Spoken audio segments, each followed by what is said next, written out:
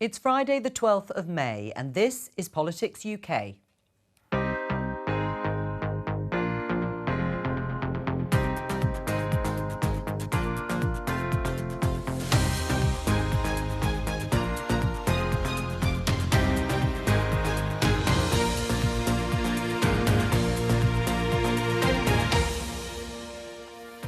Welcome to your weekly roundup of parliamentary highlights. I'll be joined by correspondents in Edinburgh and Cardiff, and here in Westminster by our parliamentary correspondent Susan Hume.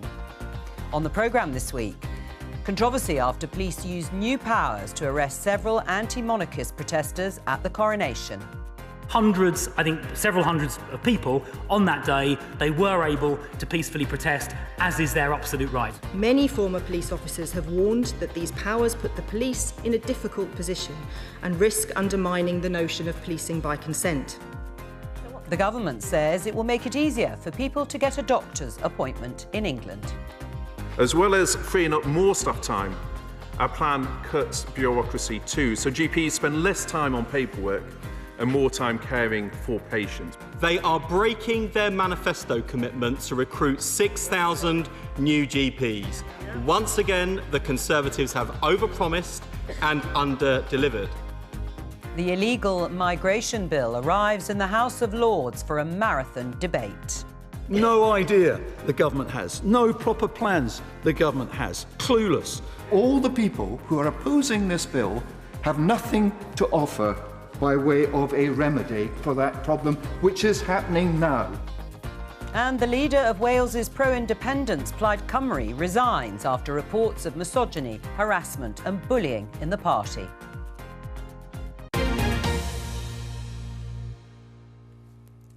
Let's start with the King's coronation.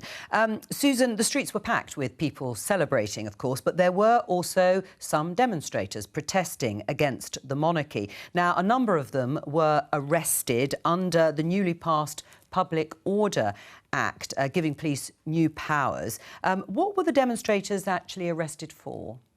Well, we understand that they had luggage straps in their possession. Now, they planned to use this to tie their placards together, but they were arrested under this new law, the Public Order Act that you mentioned, which allows the police to search and arrest people who have anything that they could use to attach themselves to railings or buildings, like glue or locks or perhaps straps.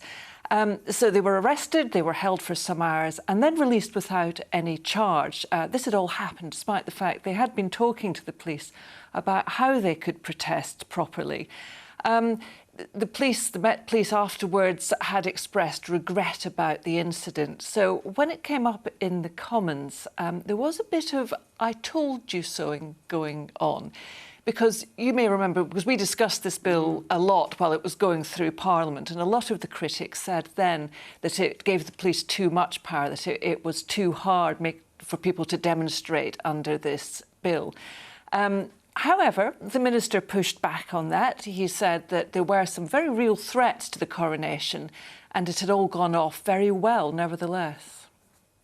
Commissioner Mark Rowley today outlined the intelligence picture in the hours leading up to the coronation. This intelligence picture included more than one plot to cause severe disruption by placing activated rape alarms in the path of horses to induce a stampede, and a separate plot to douse participants in the procession with paint. This was the context: a once-in-a-generation national moment facing specific intelligence threats about multiple well-organised plots to disrupt it. Why did police arrest protesters who'd gone to such great lengths to clear their protest in advance? And why did they do so on grounds which they now admit are not sufficient to charge them and without following up with the liaison team? What do citizens need to do now to clear a protest in advance? I think hundreds of people did exercise their peaceful right to protest. It was done, as the Honourable and Learned Lady said, following engagement with the Republic protest group in advance. And the fact that hundreds of people were able to peacefully protest, I think, is testament to the rights of peaceful protest. In relation to those 6 people, I don't want to get into the details of that because, frankly, neither she nor I have all the facts. But clearly, at the point the arrest was made, the police reasonably believed there were grounds to do so.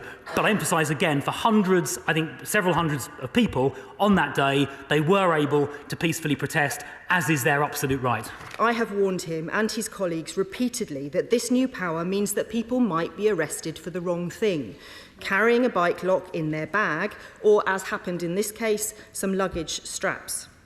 Many former police officers have warned that these powers put the police in a difficult position and risk undermining the notion of policing by consent. These arrests raise questions that we do want answers to. Why the arresting officers didn't know or take account that Republic had been working with the police, or why they were held for 16 hours. There's been a misunderstanding, clearly. Despite the police doing a brilliant job, that's why there's been an apology. But wouldn't the Minister expect that misunderstanding to have been resolved well within the 16 hours for which the 6 were incarcerated? I'm getting pretty fed up, actually, with the police apologising all the time. I can say that ordinary police officers doing a decent job, as they did on Saturday, find their morale is at rock bottom when they're given the instruction, "We will deal robustly with anyone intent on undermining this celebration," which came from the Met Police on the 3rd of May, and then finding that someone is apologising for them doing just that. If you take a piece of draconian legislation, like the Public Order Bill, pass it through, rush it through this place via an unelected head of state who gave it consent, hand it to a failing institution like the Metropolitan Police, who then decapitate the leadership of the Republican protest movement. What do you expect? This piece of legislation is doing exactly what it says on the tin. It's stopping peaceful protest. Well, that was quite a heated debate, wasn't it, Susan? On a completely different matter, the issue of doctors' appointments, which was a big issue in the local election, people struggling to get one, also came up. And the government says it will try and reduce that rather classic but annoying 8 a.m. scramble to get an appointment. What's the plan? Yeah, well, the plan is to get rid of this sort of 8 a.m. dialling thing that people have to do in England to get a GP appointment by putting a bit of money into providing GPs that don't yet have a phone queuing system to get one, to get that technology in place. However, of course, that doesn't actually free up any more GP appointments to get. So there is also a plan to put a bit more money into pharmacy, and that would allow pharmacists to prescribe for some simple and straightforward ailments like maybe an infected throat or infected insect bites. The sort of thing that actually goes on already in Wales and Scotland, and that would free up a bit of GP space as well. Critics say the trouble with that is that pharmacies are also under a bit of pressure, and as we'll hear, some people saying that those are closing as well. However, the Health Secretary clearly feels that there is some capacity to streamline things a bit better and make things easier in the family doctor sector. As well as freeing up more staff time, our plan cuts bureaucracy too, so GPs spend less time on paperwork and more time caring for patients by removing unnecessary targets, improving communication between GPs and hospitals, and reducing the amount of non-GP work GPs are being asked to do. So, Madam Deputy Speaker, today's primary care recovery plan funds and empowers our GPs and pharmacists to do more, so we can prevent ill health, keep cutting NHS waiting lists, and improve that vital front door to the NHS for many millions of people. They are breaking their manifesto commitment to recruit 6,000 new GPs. Once again, the Conservatives have overpromised and under-delivered. And I think, Madam Deputy Speaker, he just admitted to missing his target to eliminate the 18-month waits by April. Is that the second broken promise of the day? It's hard to keep up. Does he now regret the 2,000 GPs cut since 2015, the 350 GP practices which have closed in the same time, and the 670 community pharmacies which have shut up shop on their watch? And isn't expecting the Conservatives to fix the NHS after they broke it just like expecting an arsonist to put out the fire they started? It is just not going to happen. How quickly can the telephone, the investment in that 8 a.m. scramble part of the policy make a difference to those practices that don't have it? And I noticed he said that they were already negotiating with the Pharmaceutical Services Negotiating Committee. So how quickly can that very, very welcome new investment get to the front line of community pharmacy? Around half of GP practices already have cloud telephony, which is why we're so confident that it is the right approach. It is one that is already working, and we're seeing in the response from patients the positive feedback that online booking, callback systems are things that patients themselves hugely value. There do appear to be two major problems with this announcement today. The first is that the government's own plan says the money for it is going to be retargeted. So I'd be grateful to know from the Minister which other service will miss out. And in my own constituency, 2 pharmacies have already closed. And across England, we know that 16% of pharmacies have said that they don't think their pharmacy will survive another year. So could the Minister tell us, how does he expect people to access a pharmacy first if their pharmacies continue to close? As I said earlier in my statement, there are more pharmacists than in 2010, and there are more people working within the pharmacy sector. The numbers have gone up, 24,000, again, more pharmacists than 2010. So there are more to address the second part of her question. In terms of the first part and funding, as I said in my statement, this is new funding for primary care. And that is the commitment we made, and that is why it should be something that's so welcome within the primary care sector. One of the joys of living with my mother is helping her with Tesco orders, Amazon deliveries, and of course serving what she calls the interweb. And I'm looking forward to teaching her or helping her with the new NHS app.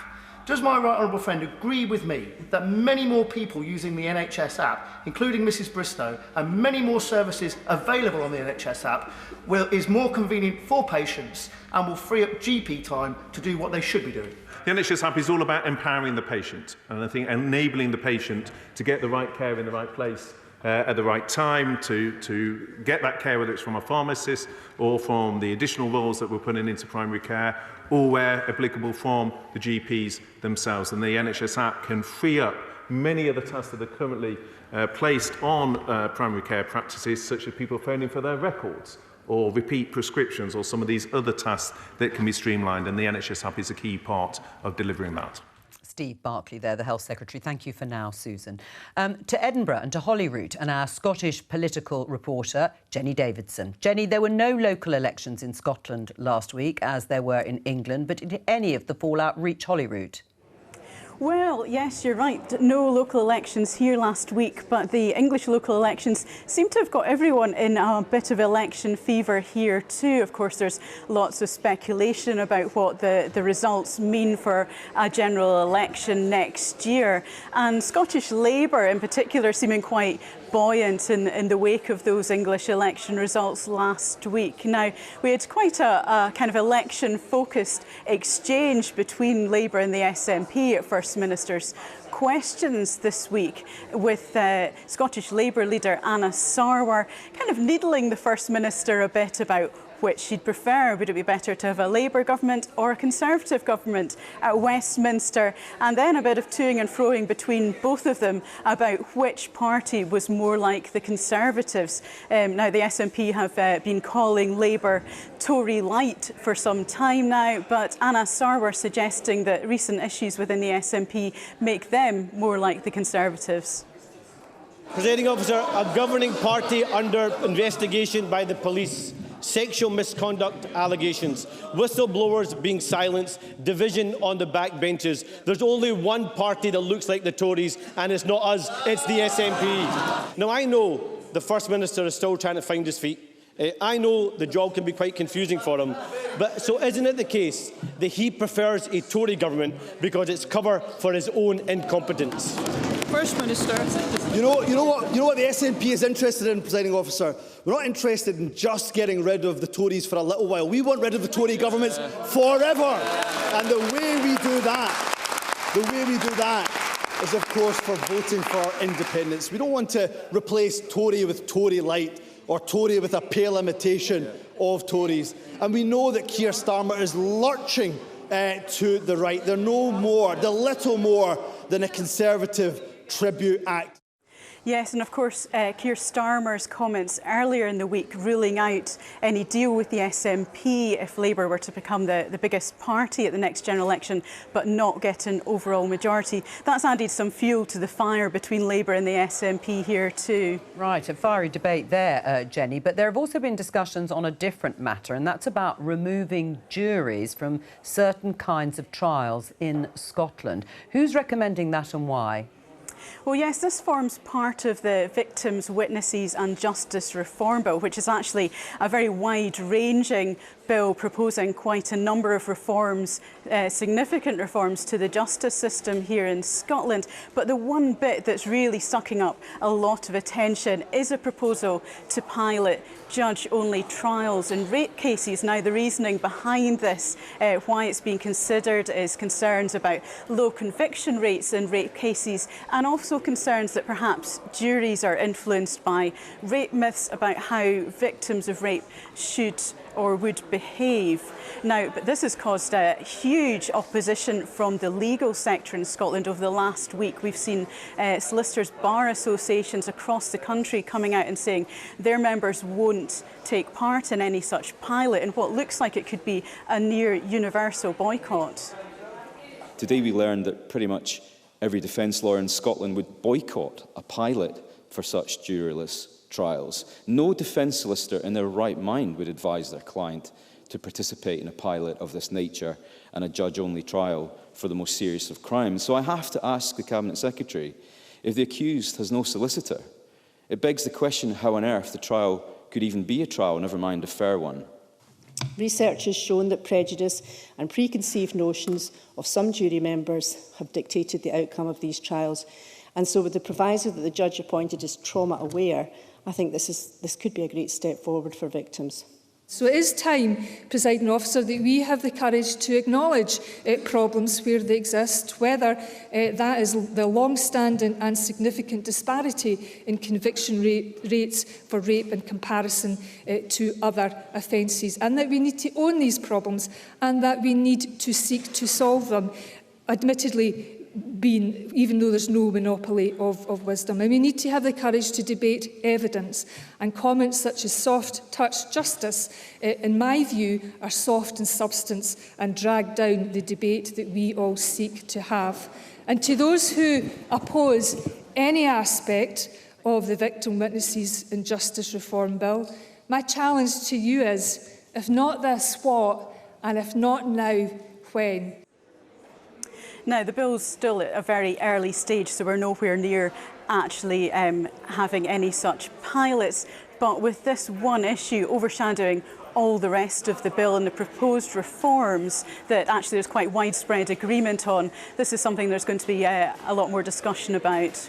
Jenny, junior doctors in Scotland have voted for strike action over pay. That is going to be quite a difficult issue to resolve for the government, isn't it?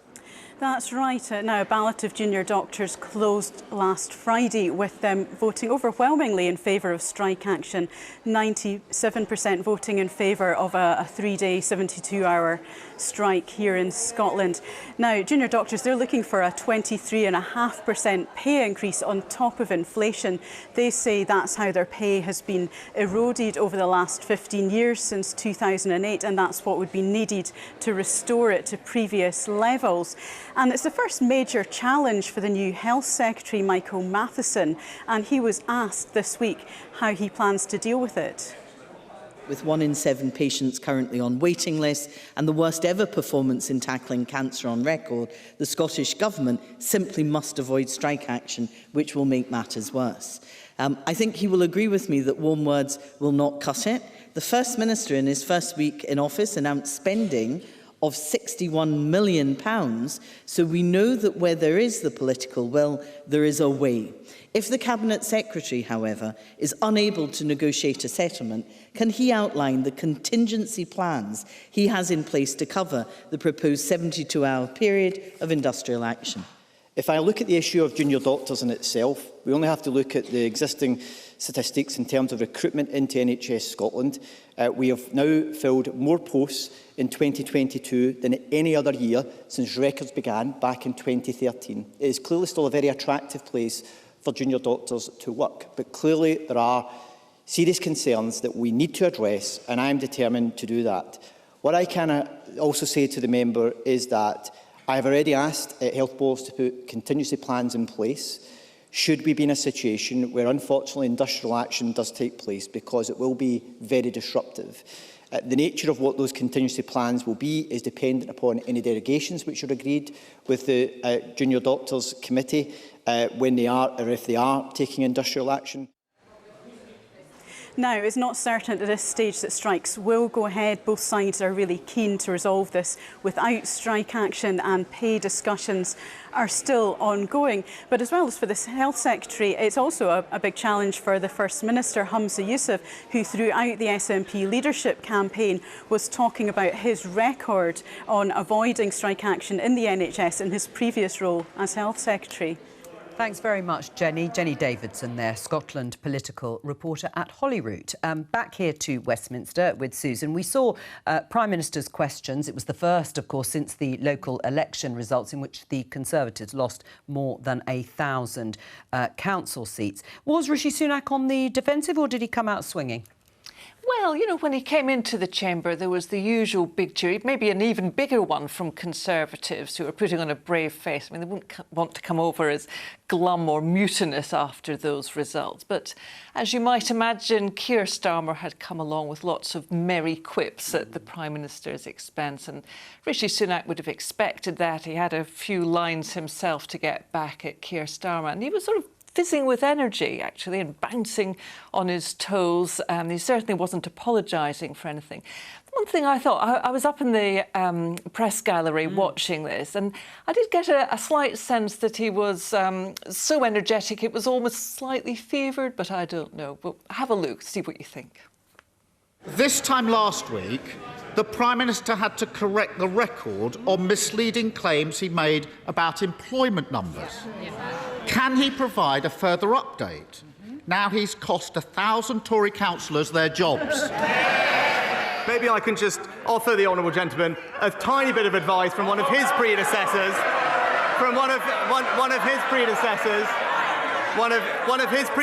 Tony Blair, who I was reading the other day.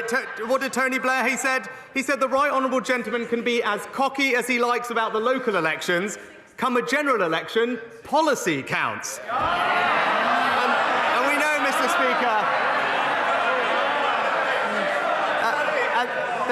the problem for him is he doesn't have any.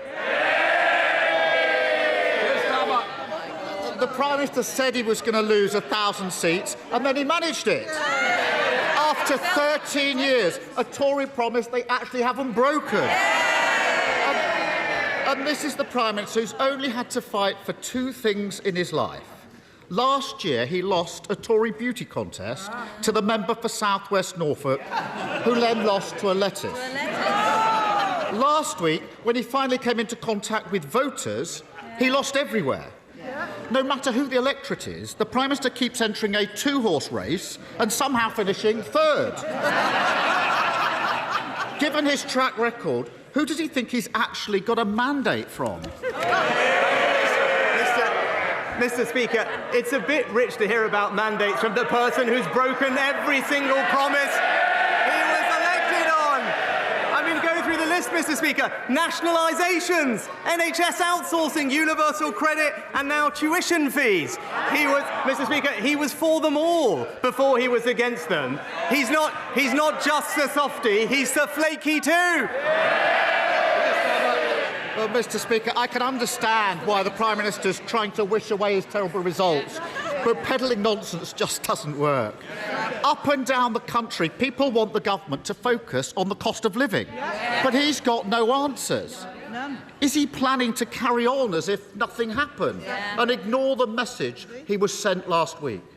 Or is he going to do what a Labour government would do and announce an immediate freeze in council tax bills? Mr. Speaker, I know he's asked his Labour councillors rightly to focus on the cost of living. Perhaps they could start with reducing council tax to the level in Conservative-run areas. But, Mr. Speaker, we're getting on with halving people's energy bills, freezing fuel duty to help them with the cost of living. What is stopping him having a plan is that, unfortunately, his shadow chancellor recently said she's discovered she's got a problem, Mr. Speaker.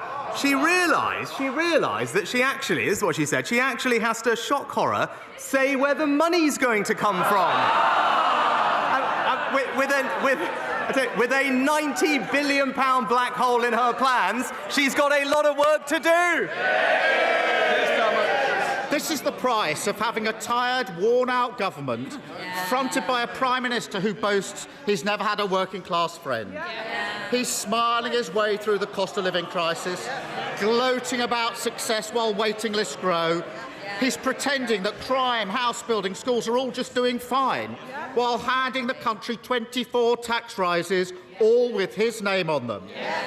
How does he think the Tories can possibly provide the answers Britain needs when the whole country has already told him they're the problem, not the solution? Mr. Speaker, the honourable gentleman is right. We all do say some silly things when we're younger. I was a teenager, and he'll know what I'm talking about, because I think in his 40s he was still talking about abolishing the monarchy, Mr. Speaker. It's the same old guff from him every week, Mr. Speaker. All politics and no action. We're getting on with halving people's energy bills, freezing fuel duty, cutting the costs of childcare and boosting pay. While he's busy plotting coalitions, we're getting on and delivering for the British people. If the Prime Minister was to go to the boot of his Land Rover and pull out some placards which said "Save our nom-doms," would he expect to be arrested by the police? We believe the police should have powers to make sure that they can protect the public from unnecessary and serious disruption. I respectfully recognise that the honourable gentleman disagrees with our position. I guess the question for both of us is, what does the honourable leader of the opposition think about this? Because it's quite hard to keep up. What we're talking about here is that nurses strike, doctors strike, firefighters strike, protest, firefighters protest, and of course Republicans protest as well. And they do so because it's a fundamental right within our democracy to be able to protest. So is the Prime Minister seriously saying that moving forward you can have your rights, but only on his terms?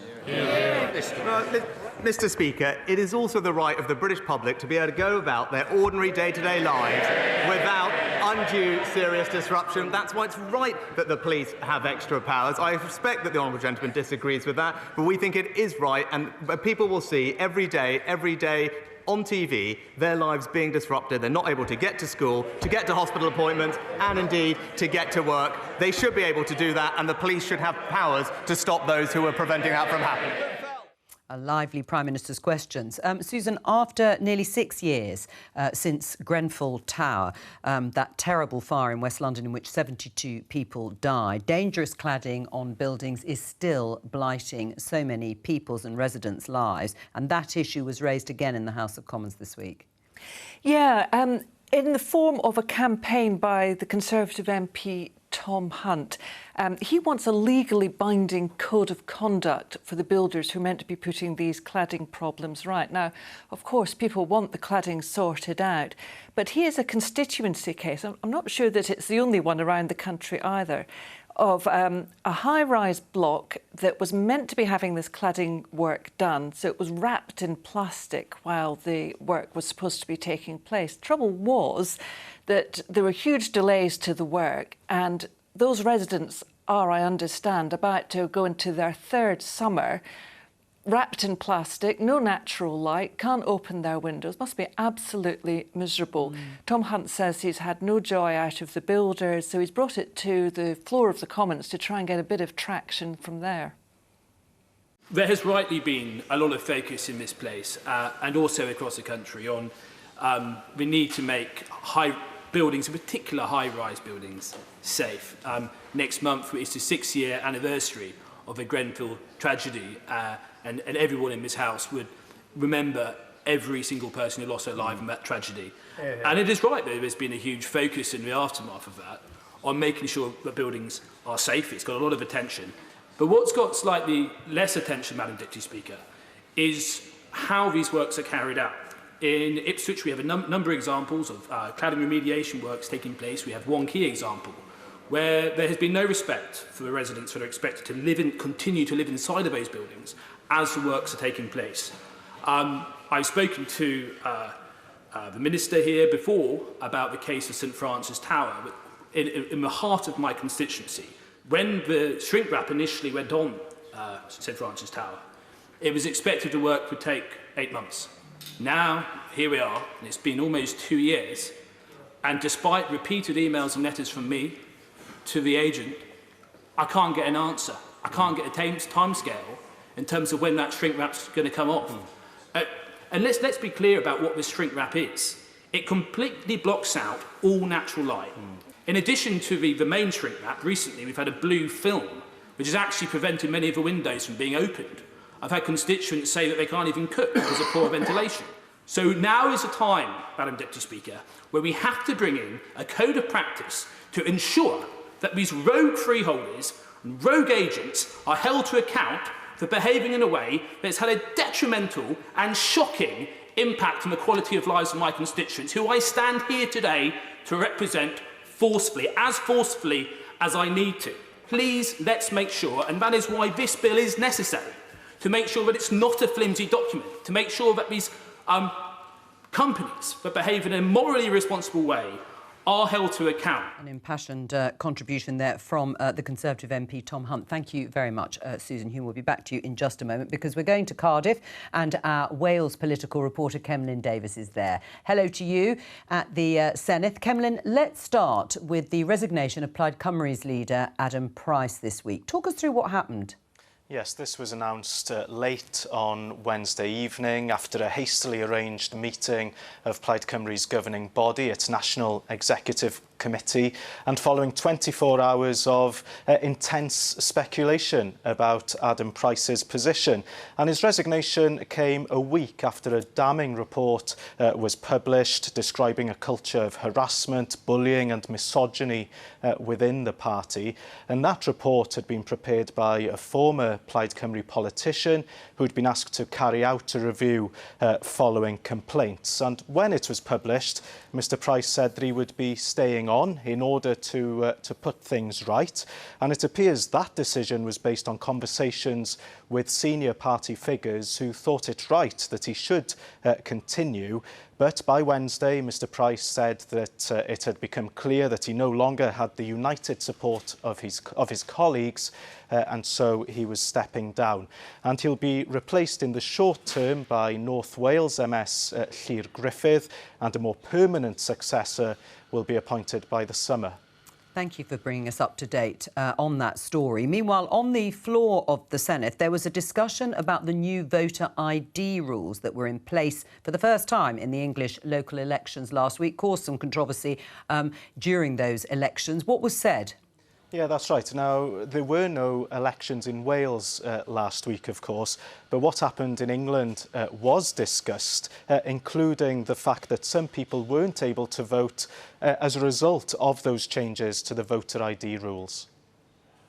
Last week, we saw the local elections take place just across the border in England, and whilst I'm sure that the whole chamber is pleased to see democracy in action, it has been described by Unlocked Democracy as a dark day for British democracy. Reports from all over the country confirm our very worst fears of the impact of this disastrous policy, which has been made worse by the shambolic way it has been introduced. Of course, what they are talking about is that, alarmingly, people were turned away at polling stations or just did not go out to vote because they did not have the appropriate form of identification. I have no doubt at all that Act is part of a deliberate voter suppression agenda pursued by the Conservative government.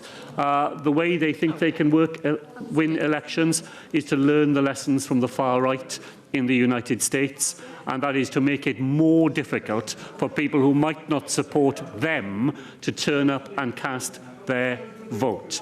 Now, you say we don't have a problem. There were 1,386 cases reported to the police of electoral fraud between 2018 and 2022. That is the reality. That is what we need to deal with, and that is why the Organisation for Security and Cooperation in Europe, its Office for Democratic Institutions and Human Rights, said that the absence of photographic voter ID was a security risk to our electoral system. Now, responding to Darren Miller, Mark Drakeford pointed out that reported cases of voter fraud aren't the same as prosecutions. So Darren Miller mentioned that figure there of 1,386 reported cases between 2018 and 2022. Well, they led to 9 convictions and 6 police cautions. Now, Mr Drakeford also said that the Welsh Government wouldn't be looking to bring in the same voter ID rules in Wales for Senedd elections or Welsh Council elections. Cemlyn, the cost of childcare also came up this week. Was that prompted in part by the Chancellor's recent announcement regarding childcare funding in England? Yes, it was, and it was brought up by a Conservative MS who drew comparisons between the free childcare offer that's available here in Wales and what's been promised over the border in England by the UK government. So the existing childcare offer in Wales is more generous than over the border, and it's also being extended so that it includes all 2-year-olds in Wales. But, as you say, in his budget statement in March, the Chancellor promised to extend the offer in England so that it eventually covers children as young as 9 months old, and that would make the offer in England more generous than the offer here in Wales.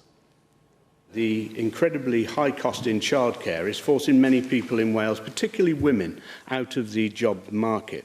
I know many in Wales are incredibly disappointed that the Labour administration here is not following the footsteps of the UK Conservative government and expanding childcare to include all children aged 9 months and older.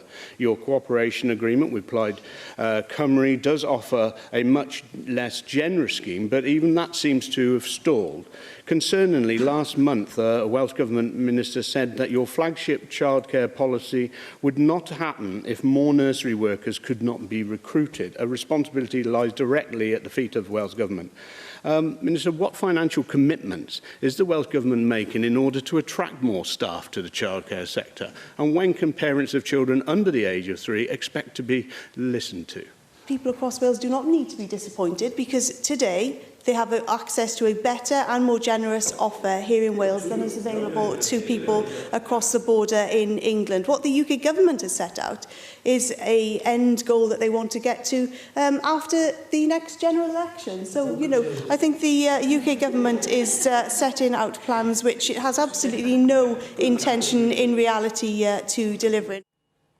Now, the Welsh Government says there are recruitment issues with regard to the childcare sector, but that it's investing money in the system in order to boost capacity. The Welsh Government also believes that those same challenges could hold the UK Government back as it tries to deliver its policies in England.